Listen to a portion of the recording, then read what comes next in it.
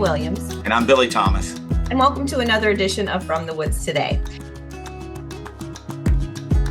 You know, we've had several different tree overviews, and today we're going to have another one, which is kind of exciting. No, I absolutely love these. Laurie Thomas has been doing our common trees of Kentucky, and I don't know if we should call it common anymore or not, Renee, because she's basically done them all. Exactly. Most of them. So she said all trees of Kentucky. Maybe I was calling it that, but no, yeah. So Laurie has done a great job with these individual tree segments, right? Really breaking them down, and we'll show you that a little bit later as well. But I really, really appreciate what she's done when she's done these groupings, right? So she's done it with some other species. I mean, other groups of species as well. But today we're going to be looking at the hickories, right? And there's a number of different hickories here in Kentucky, and we're really excited to have Laurie talk about those. And then after Laurie, we're going to have a nice presentation about wetlands and kind of all the components. And as part of that, Renee, we get a first timer. We're going to have Dr. Emily Byers, who is the Kentucky Water Research Institute, and Dr. Amanda Gumbert are going to be here talking about wetlands, and kind of interesting how wetlands might also be able to help in remediation, right? Maybe get rid of some of those things that we want to get out of the environment. So really excited to have Dr. Byers talking about that, as well as Dr. Gumbert. Always great to have Dr. Gumbert with us, but we're going to get started with Laurie talking about the hickories of Kentucky. But I will say, if you all have any questions for our presenters, please use the chat function. And if you're a YouTuber or a podcast listener, thank you. Really, we appreciate it. But we can interact with you via email at forestry.extension@uky.edu, and we'd be happy to address any questions you might have. But Renee, glad to be with you on this beautiful day, this first week of classes here at the University of Kentucky, the 2025 fall semester. It is on. Yeah. And it's cooling down, which is amazing. It's not in the hundreds anymore. So that's well, welcome, Laurie. So glad to have you with us. I love these kind of comparisons that you've been doing. I think they're one of the, you do a lot of great work, but to me, those are just an amazing resource to be able to quickly kind of sort through the different species. And yeah, I really enjoy these. So thank you for doing these. Yeah, absolutely. And I enjoy doing them. It's like it's almost like taking dendrology again. It's like, oh, I forgot that about that tree. And when you do them as a group, there's things that, you learned 25 years ago that I'm getting to delve into again. So it was a great learning experience for me too, a refresher. I really enjoyed it. And as you said, this week we're going to focus on our hickories. And hickory is an important tree here in the state. I mean, Kentucky's known as that oak hickory forest. So our dominant tree species are oaks and hickories, along with a mix throughout. But I just wanted to point out that our hickory, the hickory tree symbolism includes endurance, strength, and perseverance. And these are all qualities that are reflected in its tough wood. And it's a tremendous tree. It's got wonderful wildlife attributes, but also some wonderful attributes from its wood as well. So now let's go to just a review of the hickories of Kentucky. All right. Looking forward to it. I'm Laurie Thomas with the University of Kentucky Forestry and Natural Resources Extension, and I'm here with the hickories of Kentucky. Hickory is the common name for the trees that make up the genus Carya in the family Juglundaceae, or the walnut family. Worldwide, there are close to 20 different species in the Carya genus, and hickories are extremely valuable. They are used for a variety of wood products. Nuts are for food for humans and wildlife, and the sap is used to make a syrup, and the trees are ecologically important to a great variety of wildlife, from mammals to songbirds and insects. In North America, hickory trees are native to eastern and central North America, with their geographic range stretching from southern Canada down to the Gulf Coast and parts of southeastern United States. Hickories are found across Kentucky, and along with oaks, dominate Kentucky's forests, forming what's called the oak-hickory forest region. The Carya genus is an old one. Pollen grains from the genus were found in Mexico and New Mexico that date back to the Cretaceous period, which was about 145 to 66 million years ago. And this period was known as the Age of the Dinosaur and the Age of the Flower. The modern Carya genus appeared around 34 million years ago, and recent fossil discoveries suggest that it has long been a member of the eastern North American landscapes, as well as much of the northern hemisphere. Today, however, the Carya genus is found in Southeast Asia and the eastern and southern United States. There are 11 to 12 hickories native to the United States, and they are subdivided into true hickories and pecan hickories. And both groups contain numerous varieties and hybrids, which is why, and sometimes you see in older literature, it's suggested that there are 21 species of hickory in the United States. The true hickory group consists of black, mockernut, pignut, red, sand, scrub, shagbark, and shellbark hickory. And the pecan hickory group consists of pecan, bitternut, nutmeg, and water hickory. The wood of true hickories tends to be slightly denser and therefore stronger than the wood of pecan hickories. And true hickories have pinnately compound leaves with 5 to 7 leaflets and a large egg-shaped terminal bud with overlapping bud scales, as you can see in the photo. Pecan hickories also have pinnately compound leaves, but the leaves will have more than 7 sickle-shaped leaflets and an elongated and flattened terminal bud with bud scales that do not overlap, as you can also see in the photo. Hickories as a group have alternately arranged pinnately compound leaves. You can see that really clearly in the top photo of the pignut hickory.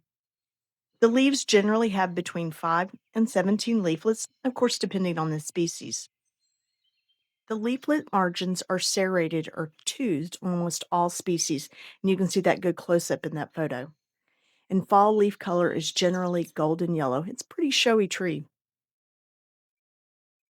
All hickories are monoecious, with male and female flowers arising from different structures but on the same tree. The male flowers are small, yellow-green, cylindrical, drooping catkins, and they're usually 3-branched, and they appear at the base of the current season's growth. The female flowers are inconspicuous spikes and appear near the tip of the new growth. And the flowers bloom in April to May and are wind pollinated. Hickory fruits are nuts. They are egg-shaped to globe-shaped, and they're enclosed in a semi-woody husk. The husk often has 4 lengthwise ridges or sutures that will split open when the fruit ripens. The nut is usually ribbed, smooth, or slightly wrinkled, kind of depending on the species, with either a thin or thick shell. The nut is sweet or bitter, depending on the species as well. The fruits ripen in one growing season between September and October and are dispersed by gravity or wildlife. The bark varies in hickories, with shagbark, shellbark, and water hickory having shaggy bark, bark that peels away from the trunk in long, thin strips. The other species have what some people call tight bark with interlacing ridges. The twigs range from stout to moderately slender, dark brown to orange brown, and the pith in the twig is homogeneous. It's not chambered like you'd find in walnut. Hickory is among the hardest and strongest of woods native to the United States. On average, hickory is denser, stiffer, and harder than either white oak or hard maple. The wood is commonly used where strength or shock resistance is important. Due to its grain structure, however, hickory is more susceptible to moisture absorption than other species of wood and is therefore more prone to shrinkage, warping, or swelling with changes in humidity. Hickory wood is typically a light or golden brown in color with dark grain lines.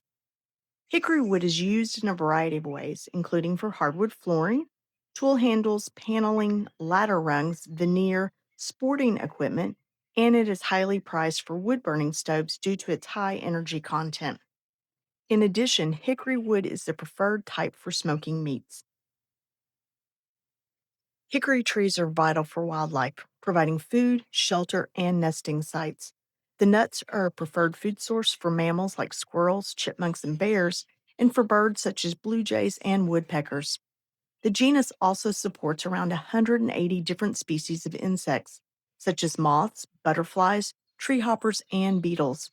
These insects in turn feed insectivorous birds. Additionally, the bark of the hickories with shaggy bark provide habitat for bats, and the trees offer nesting and roosting locations for birds and other mammals. According to the National Champion Tree Registry, one of the largest hickory trees as of 2024 was red hickory, Carya ovalis, in Clay County, Kentucky. It's 176 inches in circumference, 175 feet tall, with a crown spread of 72.5 feet. Kentucky is home to 9 species of hickory, and I will cover each species briefly in the following slides. And they include shagbark hickory, shellbark hickory, mockernut hickory, pignut hickory, red hickory, sand hickory, con, bitternut hickory, and water hickory. However, if you'd like to learn more about each of these species, check out the Common Trees of Kentucky at this link, where each species is covered in detail. Shagbark hickory, Carya ovata. This species is easily identified by its shaggy bark, which peels away from the trunk in long, narrow plates. And shagbark hickory usually has 5 leaflets.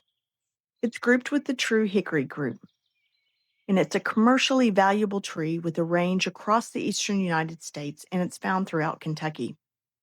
The large nut has a relatively thin shell with a sweet, delicious edible seed inside. Its specific epithet, ovata, is from the Latin ovum, meaning egg-shaped, in reference to the tree's fruit. Shellbark hickory, Carya liceniosa. This species has shaggy bark and can be confused with shagbark hickory. Shellbark hickory is known as kingnut hickory for its large, sweet, and edible nuts. It has the largest nut of the hickories. It is grouped with the true hickory group, and in Kentucky it can be found in most of the state except the extreme eastern parts of the state, and is one of the most frequent hickories in the inner bluegrass. Shellbark hickory typically has 7 to 9 leaflets, which is a good way to help distinguish it from shagbark hickory. Mockernut hickory, Carya tomentosa, is one of the true hickory group, and it can be distinguished from shagbark and shellbark hickory by its tight bark with interlacing ridges so the bark's not shaggy. In Kentucky, it's widely distributed, but is found less frequently in the inner bluegrass. Mockernut hickory typically has 7 to 9 leaflets, and the fruit is similar in size to shagbark hickory. Mockernut hickory has the second highest heating value among the species of hickories.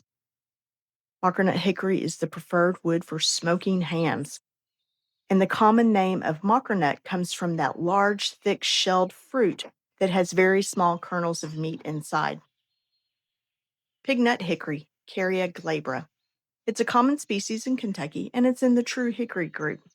It's characterized by pear-shaped nuts and smooth, tight bark, much like mockernut hickory. However, it's easily to distinguish it from mockernut hickory because pignut only has 5 leaflets. The nuts are bitter, and early settlers allowed their pigs to forage on the nuts, hence the common name. Red hickory, Carya ovalis, is also in the true hickory group, and it also has tight bark with interlacing ridges, although it does get shaggier than mockernut and pignut. It is found scattered throughout central Kentucky with pockets in western and eastern Kentucky. Red hickory can be confused with pignut hickory, but if you inspect the leaves closer, you will see that red hickory has 7 leaflets and pignut has 5 leaflets. Red hickory used to be treated as a variety of pignut. Sand hickory, Carya pallida, is also known as pale hickory. The wood's much lighter than other hickories. This species is also grouped in the true hickory group.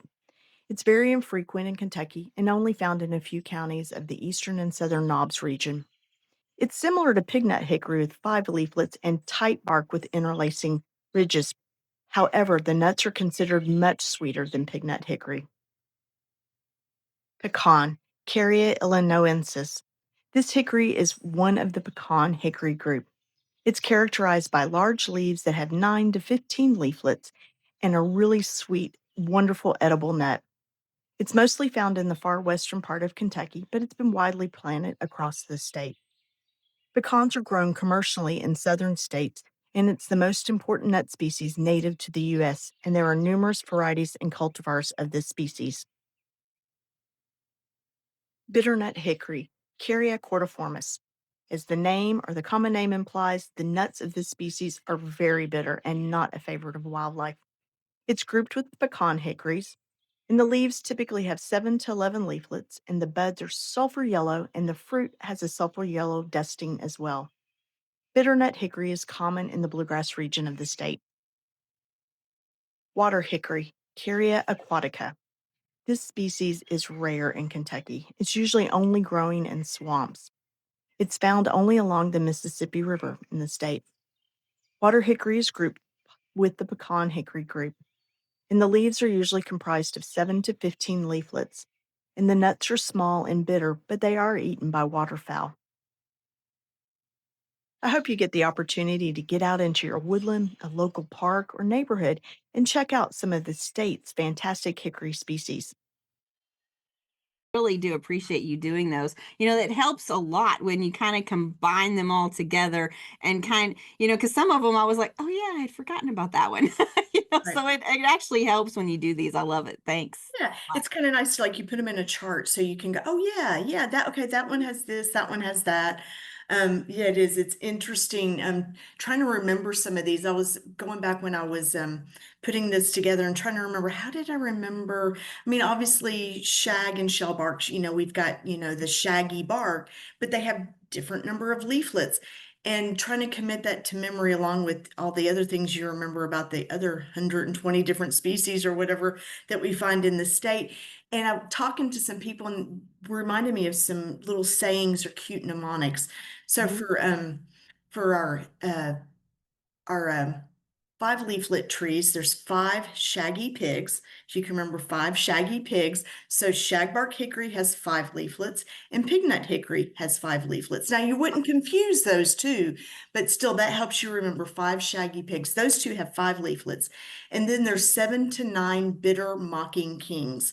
And there's another one that Anna, who was on, I think last week, was telling me her dendro teacher had taught them 7 to 9 bitter mocking kings. So that's for bitternut hickory, which has 7 to 9 or more leaflets, and mockernut, which tends to have 7 leaflets. So if you can, just a few little tricks, and there's lots more. If you Google, you can come up with some other ones that are a little longer, but the ones that rhyme, I think, seem to kind of stick with you. It's like when we think of poison ivy, leaves of 3, let it be, or if we find 5 leaves, they're good to go because it's going to be Virginia creeper. But so, yeah, so remember that 5 shaggy pigs for our shagbark hickory and pignut hickory and 7 to 9 bitter mocking kings. So, Those are nice little tricks there, Laurie. And yeah, no, I really do appreciate it, as Renee was saying, when you put those together, it's so helpful because sometimes when you see a tree in isolation, it can be a little challenging, right? But yes,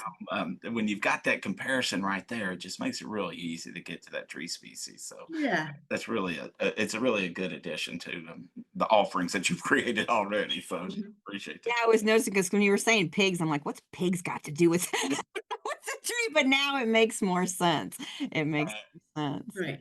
Uh, And I was going to share with you. So I mentioned in the let me hit a share here.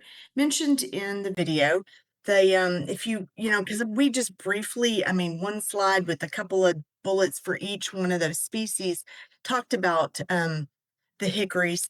If you go to our website and you can go to the common trees, if you're at tree identification, it's there, or you can get to it if you just type in Forestry UKY Forestry Common Trees of Kentucky. But if you click on common trees, you'll see that we got yellow poplar at the top. There's a list of all of the videos that we have up for each one of these species. And I've done all of the hickories except for water hickory and sand hickory, since those are so infrequent in the state. And I haven't done those. Those will be happen a little bit later on. But you can go in here and click on like we've got yellow poplar pulled up right there. Click on that link and it's going to have an entire video just on that species. It's going to give you its range, its natural history. It's going to give you, identification characteristics, also and some cool fun facts as well. We've also done upland oaks. So we have our group of upland oaks, a video of just the upland oaks. Now it's not all the oaks in Kentucky, but it is the ones that we cover with the White Oak Initiative. So we've got that video there with our oaks. And we've also put one together for maples. When we're talking about maple syrup, we wanted to kind of do a combined video of all of the maples in Kentucky. So you get kind of similar information, general background history of the Acer genus for our maples, or the Quercus for just the ones that we touch on, and then a brief introduction to each one of the species that we would find in the state, knowing that you can go back to the common trees of Kentucky and get the video for the entire, for a more detailed video for that species. And then the last thing I wanted to mention was, um, we've got a tree ID basics. So, we're thinking, you're like, wow, okay, so hickories, I got to remember these, but you can also watch the tree ID videos. We've got one of them here, and we've got some more older videos here that talk about all the different characteristics. But these, the tree ID basics, it's a video that walks you through using the dichotomous key on how to identify some of the trees that we would find here in our state. And it is a basics, it's not a real detailed dichotomous key, but it kind of gets you started. So yeah, if you get an opportunity, check that out. I was gonna say we have one up too for winter tree ID, which is the direction we're headed in now. We got fall coming, but deciduous forest, we're gonna lose those leaves, and you may be out in the winter and you may still want to identify trees. So you can watch that short video to kind of get an idea of how you look at the bud scars, the twigs, to help you identify trees in the winter as well. And So if you were to click on like the oaks and the maples, because I know it looks a little different, but that's actually a playlist. I'm Laurie Oh, Thomas with the oh. University. there it is. It shows all of, like, it'll have everything listed in there, and you should be able to go to our YouTube channel, and there's a playlist of every single one of the oaks that you've done, Lori, is in that. Mhm. And then in the maples, there's the overview, and then every single one of the maples that are in that playlist. So if you go to our YouTube channel, and you can watch all of that, and everything that you talked about in the overview would be actually in that playlist, so you can see all of those as well. So much content. Yes. Laurie, you've been busy. Yeah. Well, yeah, since COVID, but yeah. Yeah. Oh man, no, it's great. I really do appreciate this, right? Because if we don't know our trees, we can't manage them. We can't do Right, anything with them, right? It's the right. foundation of forestry is knowing our trees. So Right, that's the start. You start there and then move on, so exactly. And I'll stop sharing right now. that's There we awesome. go. Really. Let's see. We did have a. I thought a Yeah, couple. so, Mhm. and I apologize, I have the wrong glasses on to read today. Um Oh, Are there noticeable shifts in the range or density of specific hickory species in Kentucky? Um, not not yet, there hasn't. I mean, we have historical, obviously, with, the last ice age and whatnot, but not as of yet have we seen that. You can go to, I believe there's some of the tree atlases with climate I just prediction. dropped it in there, Yeah. Laurie.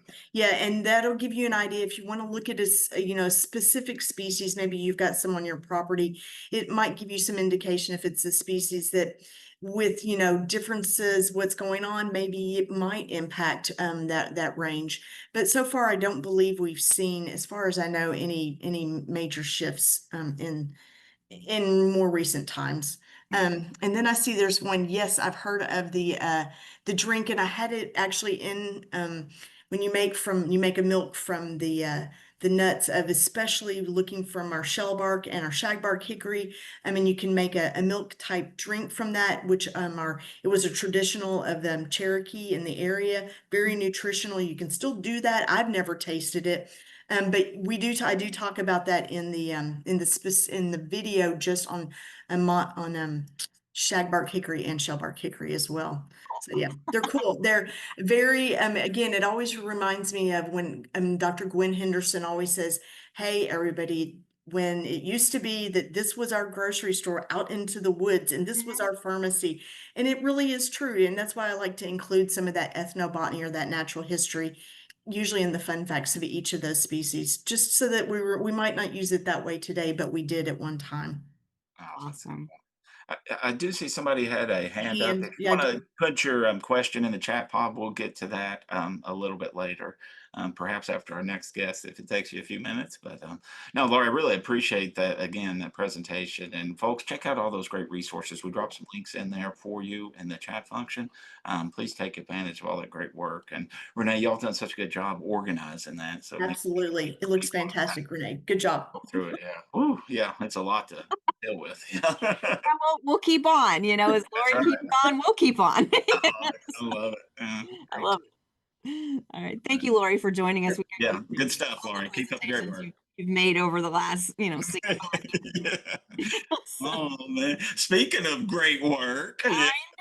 know. Plus a first timer. We always love getting a first timer. We've got Dr. Exactly. Gumbert, Dr. Emily Byers. Oh, glad to have you, Emily. Welcome to From the Woods today. And Dr. Gumbert, you're here all the time, so we're glad to have you today. So, not in a bad way. I mean, Yeah, that's good. We yeah, love I'm having here. you. You Yeah. can't get rid of me. No, You can't we get rid don't of We me. don't want want to. Hey, to. I think we've all figured out around here water's pretty important, right? Well, yeah, yeah. Well, we think so. And Yeah. Laurie had a nice segue for us with the water hickory. So that was exciting. While she was speaking, I was quickly searching for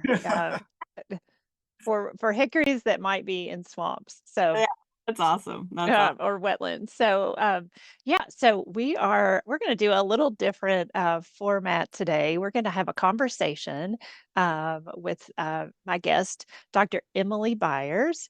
So we're going to you can see on the screen that we're going to talk a little bit about wetlands, but we're going to let Emily just give us a little background first. So we'll get started in our different little interview format. Guest is Dr. Emily Byers, a postdoctoral scholar with the Kentucky Water Research Institute here on campus at the University of Kentucky. So, welcome, Emily. Thanks for being here. So, why don't you take a chance to tell everybody a little about yourself, your background, and maybe what you're up to at the Kentucky Water Resources Institute, which we might also call KWRI for short. Yeah, so thanks, Amanda, for that introduction and inviting me to speak today. So, I guess a little bit about myself. I am originally from a small rural farming community in Northeast Kansas. And so then I attended Kansas State University, so the Purple Wildcats, for my bachelor's and master's in biological systems and agricultural engineering. And so that's a really long title for a degree program that essentially trains its students to solve challenges related to natural resources and kind of traditionally centered around agriculture. And so this can range in things from thinking of how to optimize tractor design, how to use food to make biofuels or pharmaceuticals, and in my case, working with nature to improve our water resources. So then I came to the University of Kentucky to pursue my PhD, still in biosystems and ag engineering, but my research focus was on understanding how we could actually engineer wetlands through constructed wetlands to treat different types of pollutants such as pesticides, pharmaceuticals, and nutrients found in fertilizers that we were seeing throughout Kentucky streams. And so currently I am a postdoctoral scholar at the Kentucky Water Research Institute. And so a postdoc really is just a temporary research position that recent PhD grad students have that allows them to still conduct science while they're on the job market. And so with the postdoc at the Kentucky Water Research Institute, I still get to work on water-related challenges throughout Kentucky. And so with the Institute, we work with different academics, government entities, and community members across the state to help develop things like watershed management education materials. We conduct water quality related research, and then we also help to train water utilities kind of through workforce development or through policy analysis. Really, with all of our different projects, our main focus is on community engagement and kind of this translation of research into practice. Yeah, fantastic. Well, that's a whole lot. So I always think of our friends over in biosystems and ag engineering as basically kind of playing in the sandbox all the time with their big equipment and their, all kinds of I'd say toys, but I know they are legitimate equipment, and you're doing research and doing some really neat science. And so we're really excited to have you as a postdoc here on campus and doing a lot of water research. And you mentioned that outreach piece. That's certainly really important to me. That's our jam here in Extension is doing the water outreach. So today, though, we're going to focus in a little on your research and talk about wetlands in particular. And so I think that has sometimes when we hear agricultural engineering or biosystems engineering, we think about the equipment piece, but you're really thinking about nature and how nature is working, and then how we can use it to get some other benefits that we need. So let's talk a little bit about wetlands. Tell us about just kind of for somebody who might not know anything about wetlands. Give us some basics, and we'll go from there. Yeah, so wetlands, are a special type of landscape. And so by its definition, it is a wet land. So a lot of times it may have standing water on top of that soil, or the soil can be wet and soggy for certain periods of the year.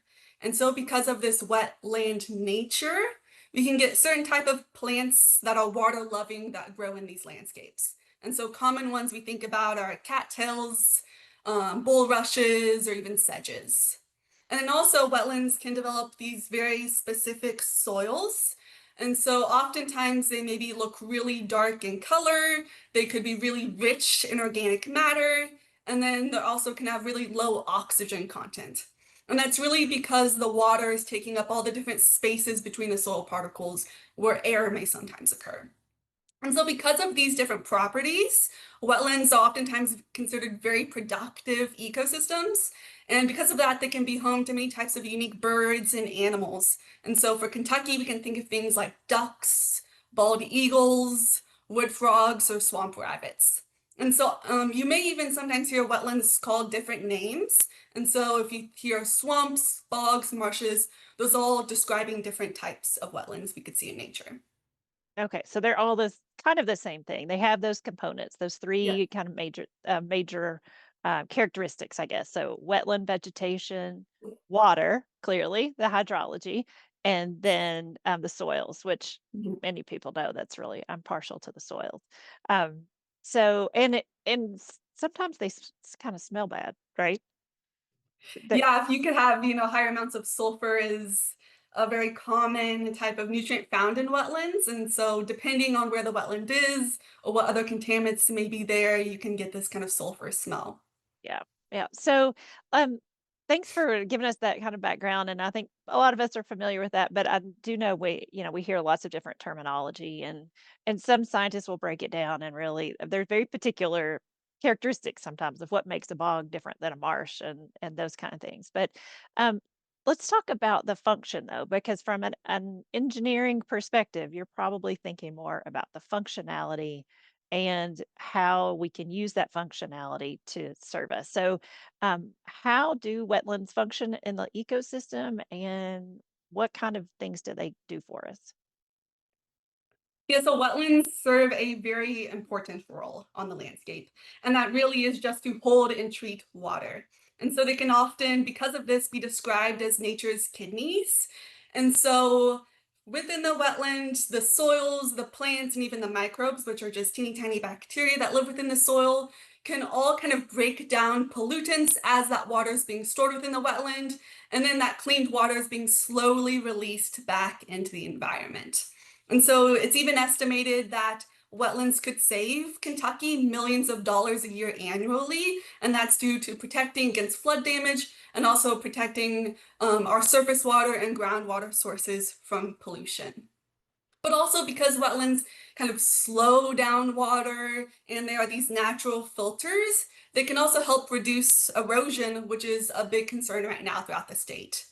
And so this is done to help kind of improve water quality within our streams so that erosion's not getting into the stream itself, but it's also protecting our land from washing away. But other things that wetlands provide, I kind of mentioned, the habitat aspect of things. So wetlands are home to many different animals. And a lot of times these are things we're wanting and putting effort into protecting. So if we think in the case of pollinators or bald eagles. But they can also be a source of recreation for us. So we can actually engage with wetlands and get human activity out of it. So if we think of things like bird watching, we could go fishing and hunting, and we could go hiking. And so because of all these different services that are important that wetlands provide, it's really important to recognize how we can protect and restore wetlands so that they continue to function and serve these benefits on the landscape. Yeah, that's awesome. They're like a multi-tool for nature. So, and I wanted to tell you, I got really excited the other day. I was out in northern Kentucky with some of I was teaching a soils class for our Kentucky Master Naturalist program. So there's a plug, Laurie, for our Master Naturalist program. And we were looking at some vernal ponds. And so I told him, I said, let's go pull some soil samples from the edge of the ponds and see what that soil looks like. And so we compared it to the upland soils. And oh my goodness, those soils were so beautiful. I mean, I think a lot of soils beautiful, but these were this bluish gray that was phenomenal. I mean, we pulled the soil out, we looked in the probe, and I was like, oh my goodness, the color is nothing like you would expect to see in underground ever. And so we took the soil, of course it was pretty mucky and a little stinky. But we opened the cores up, and I'm gonna give you a little insight into the level of nerdy that I am. And we opened those cores and we could see these little red lines, and they were oxidized rhizospheres. Oh, I'm so excited. And just thinking about it. And so it was, you're familiar with these. I'm sure you've seen these a lot, but it's where the plant root right around the root itself is pumping oxygen into this little, micro environment, and it reacts with the iron in the soil and turns it back red. So it's like it's a chemistry lesson right there in nature.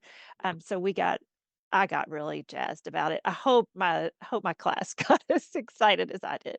But anyway, so I'm a real fan of wetlands, but some folks might not be such a fan of wetlands. So sometimes I hear, some fear of, wetlands might harbor scary things like mosquitoes or venomous snakes, or would be thieves and criminals, or, whatever, thing that our mind um, is scared of. So, what kind of things can you tell us that might ease people's fears or hesitation about wetlands on the landscape?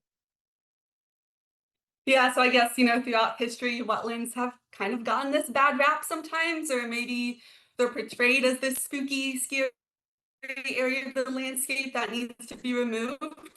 And so when I think of that, I go to the TV series, Swamp Through Florida Gators saying Fear the Swamp. But a lot of this has been fictionalized, and engraved in certain cultures without really recognizing all the important benefits that maybe wetlands are also providing.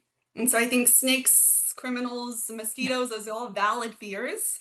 I myself really am not a fan of any of these things. But there's this perception that if you build it, they will come. But this kind of like field of dreams approach to things can also work in a positive sense to promote wetland biodiversity. So if we think maybe, for example, in the case of mosquitoes, actually, if you have a healthy functioning wetland, we can reduce mosquito populations by promoting mosquito predators like fish and birds. And so it's oftentimes when we get these maybe unwanted pests is when we're not really taking care of wetlands. And so that makes it really even more important for us to promote this healthy ecosystem to not only serve kind of these important benefits that I talked about to the community, but also kind of reduce any sort of negative side effects that maybe can go along with wetlands too.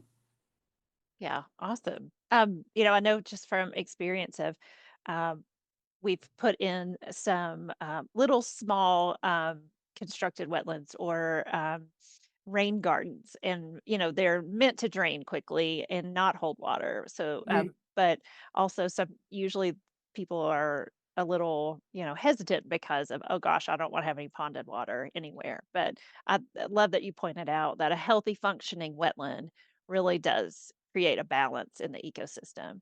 And we know that dragonflies can also help predate those pesky mosquitoes.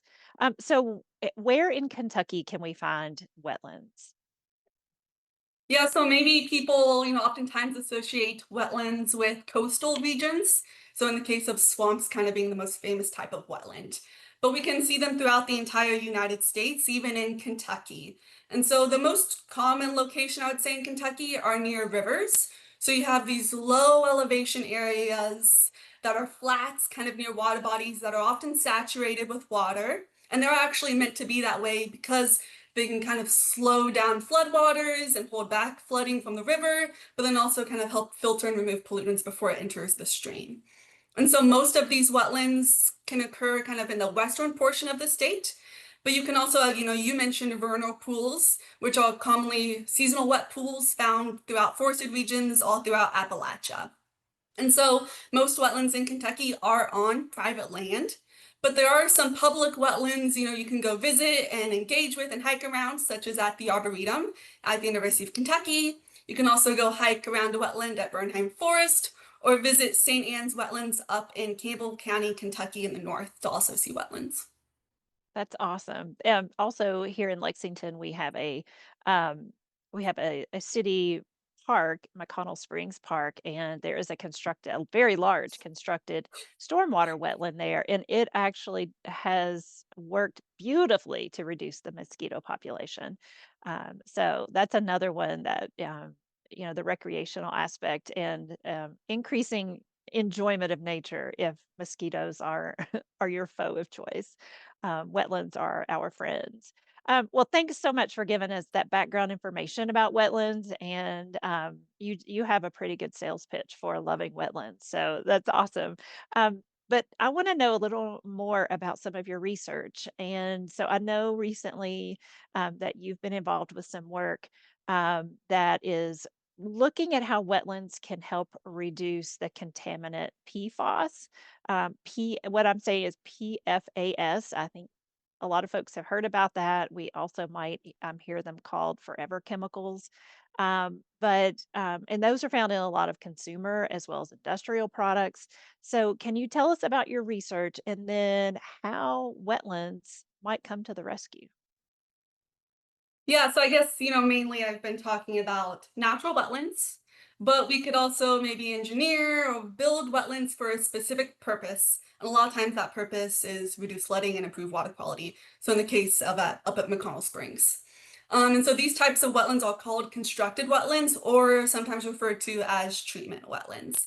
And so during my PhD, I worked with Dr. Tiffany Messer, and our main focus was on measuring what pollutants are in Kentucky's surface waters, and then working on ways to design constructed wetlands that are targeted to treat those pollutants that we found. And so we looked at things like nitrogen and phosphorus, we looked at metals, different types of pesticides, as well as human pharmaceuticals. And then, of course, like you've mentioned, this forever chemical called PFAS. And so there are many, many different types of names of PFAS that really just describe what the chemical structure looks like. But for our use and purposes, we can just say PFAS and describe it as this class of chemicals that are commonly used in manufacturing. And so if we think of nonstick, cookware, such as Teflon, or we can also look at water resistant properties that are used in water resistant fabrics like rain jackets or umbrellas. And it's also commonly found in cleaning products, cosmetics, even our dental floss. But then most importantly, I would think, is it's used in firefighting foams. And so one of the reasons that PFAS is so useful in all these different manufactured products is because it doesn't break down easily. But that's also, a downside for once it enters the environment. And that's how it kind of got this name forever chemical. And so when humans and animals are exposed to these really high elevated amounts of PFAS, it can cause harm to our health. And so there has been some linkage of PFAS exposure to cancer, but more notably, it has been linked to reduce effectiveness of vaccines in kids. And so, of course, because of this, there's this really big push in the research community to find ways to remove PFAS from the environment and to, of course, then reduce our human exposure to these harmful contaminants. And so with this, I designed kind of these mini constructed wetlands in agreements I talked about for natural wetlands to see if I could target specific contaminants like PFAS, as well as looking at pharmaceuticals such as caffeine, pesticides like atrazine, glyphosate, and imidacloprid, as well as sulfate and nitrogen within our water. Wow. So those are a lot of things that might be in our water. So we'll let that soak in for a minute. Pardon the wetland pun there. But so you're saying that this, it sounds like to me that this is kind of where engineering and nature are coming together for you. And you constructed wetlands to mimic what's happening in nature, so that you can maybe model that activity or kind of get a better understanding of how wetlands might help us. So, um, tell us about, like, what did these wetlands look like? How big are these? Are these giant? Are they, do they fit in a small room? Like, what does this look like for us? Yeah, so for my mini wetlands, these were just kind of like mock-up pilot studies. And so we actually just made these in 100-gallon black Rubbermaid stock tanks, and threw them in a greenhouse. But if we were to design full-scale treatment wetlands, the size can really vary on kind of what contaminants you're looking at and kind of how the concentration of those contaminants in the environment. And so I was really focused on two specific types of wetlands.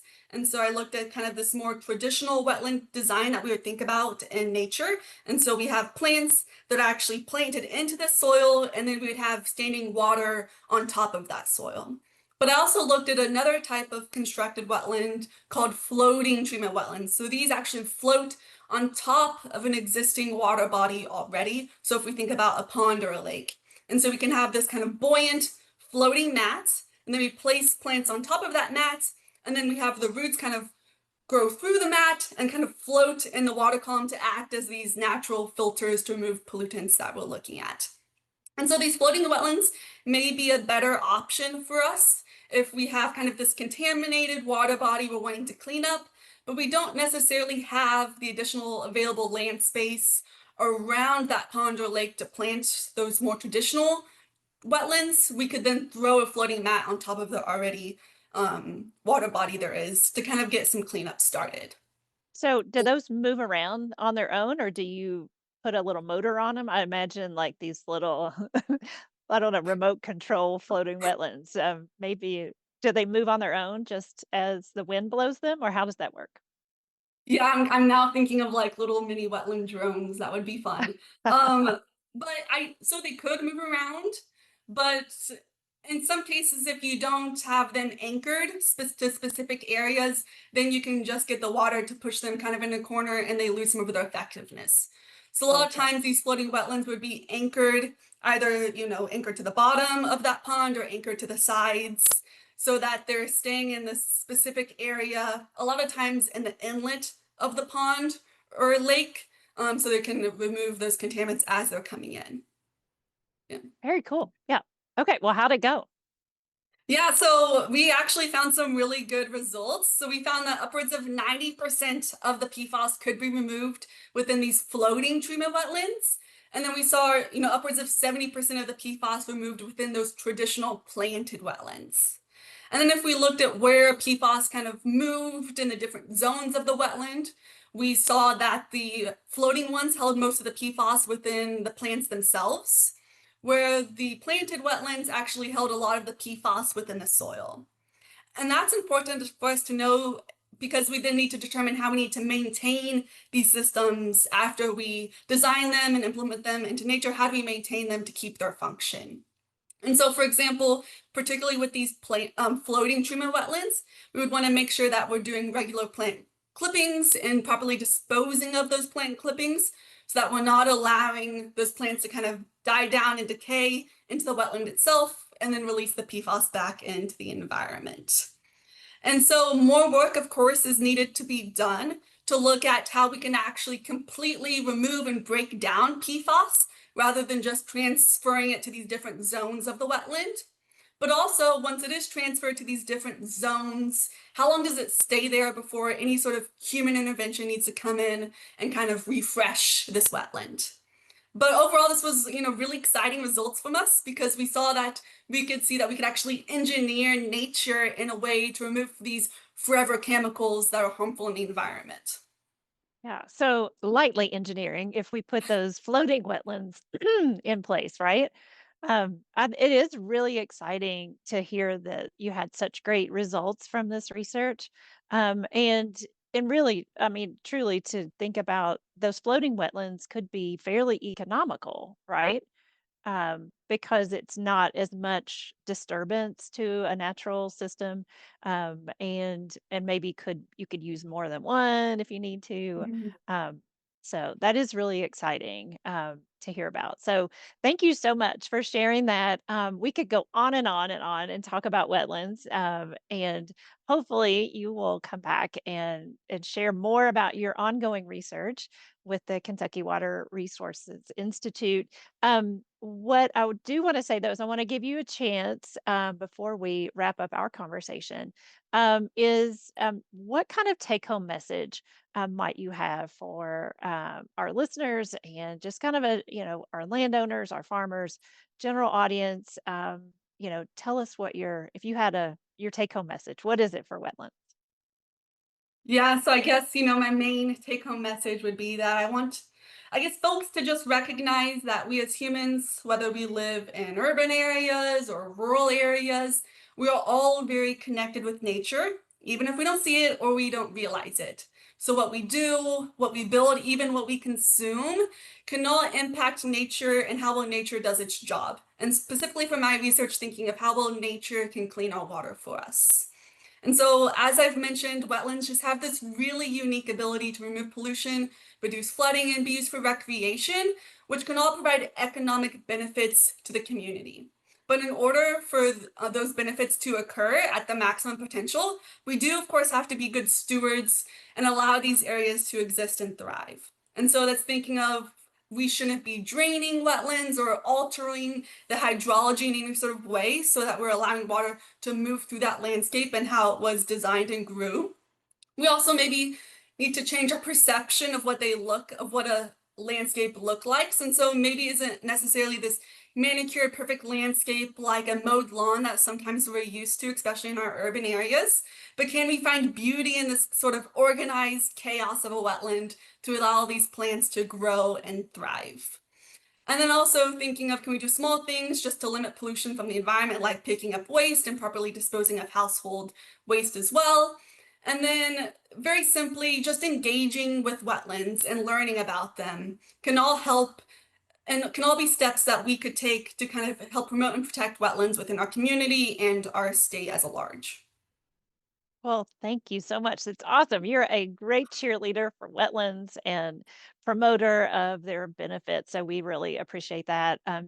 So Dr. Emily Byers has been our guest today. Thank you so much again. And thank you so much for your research that you've been doing in Dr. Messer's lab. If you want to learn more about wetlands, I will direct you to our soil and water website within our forestry website. So soilandwater.ca.uky.edu, and you can, under the resources tab, select wetlands. There are links there to Dr. Byers' work and also a little plug for us. She and I have co authored a publication that's ready to go, and we have one more in the pipeline. Look for those extension publications and find more information about wetlands. So thanks so much for being here with us. Thanks for having me. Yeah. Well, that was amazing. I love that. You learned a lot about wetlands and, obviously, water is a huge part of, forestry and that kind of thing. So we greatly appreciate you being on here, both of you.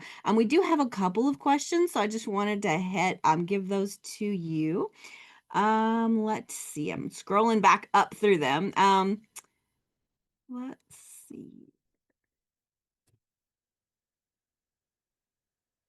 Lot of questions. All Oh, right. yeah, I see one in there from Mr. Duncan. Mhm. Landowners sometimes observe wetlands that as an area to drain or clean up. for planting row crops or pasture lands. Are there sufficient regulations in place to control the loss of important wetlands? Emily, you want to take that one? I would say, the regulations are always changing constantly, especially around wetlands and water. Um, so I would say a lot of times, no. Wetlands aren't necessarily considered connected with water, especially if we think of like vernal pools, which are very isolated wetlands. We don't recognize the importance of those necessarily. And so, especially if they're on private land, there's not a whole lot that we can do to protect those areas. So I think that's where extension and education really comes in place. Okay.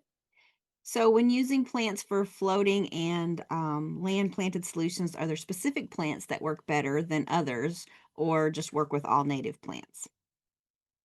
Yep. Well, you hit it. Native, of course, is key there. And then you want to look at specific wetland type plants. And so these have developed kind of this water loving property so that they can grow in, water year round pretty much. And so that is things like cattails or bulrushes do really well too. There is some research kind of thinking of, do we have a specific pollutant in mind? Is there a specific type of wetland plant that does best?